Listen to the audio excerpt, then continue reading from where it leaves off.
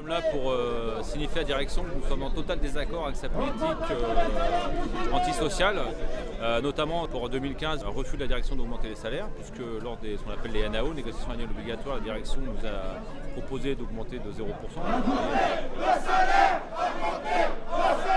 Mais c'est la première fois que dans l'histoire de l'aéroport de Paris, c'est dès la première réunion, on n'a pas d'augmentation. On a fait beaucoup de bénéfices, des dividendes énormes sont redonnés aux actionnaires, l'actionnaire principal étant l'État. Compte tenu de la santé financière de l'entreprise, des bénéfices, des perspectives de l'entreprise, on ne peut absolument pas cautionner et accepter ce genre de choses.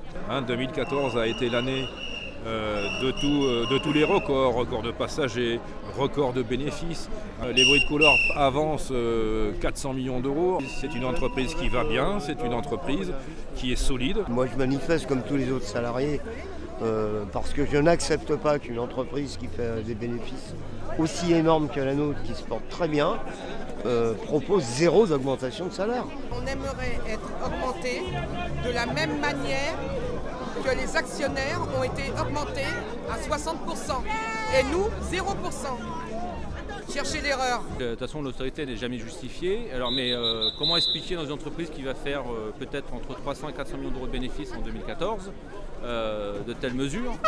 Comment expliquer que depuis 2006, l'ouverture totale, 1,1 milliard d'euros ont été distribués aux actionnaires et que, donc, comme je disais tout à l'heure, en 2009, 2013 et donc 2015, on refuse d'augmenter les salaires pour les personnels d'aéroports de Paris et qu'on refuse de créer des postes nécessaires à l'exploitation de nos plateformes.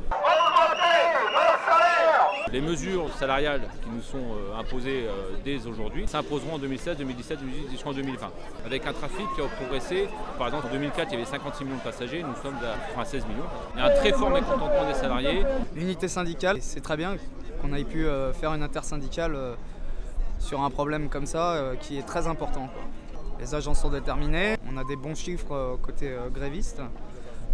Même des chiffres, on va dire, exceptionnels. Aujourd'hui et demain, il y a 20% du trafic qui ne passera pas sur CDG. Le personnel est remonté. Ça faisait très longtemps qu'on n'avait pas vu autant de participants à une manifestation. Les pompiers qui sont en grève, un doublé qui est fermé, les pistes du Sud ne fonctionnent plus, il n'y a plus que les pistes du Nord. L'État ne cherche qu'à une chose, c'est de jouer le jeu du capital. Il faut rappeler que l'État est actionnaire majoritaire chez ADP, à 50%. Cet État qui nous dit, le gouvernement qui nous dit que sa priorité est de lutter contre le chômage. Alors que fait-il dans les entreprises où il est actionnaire majoritaire? Augmentez le salaire!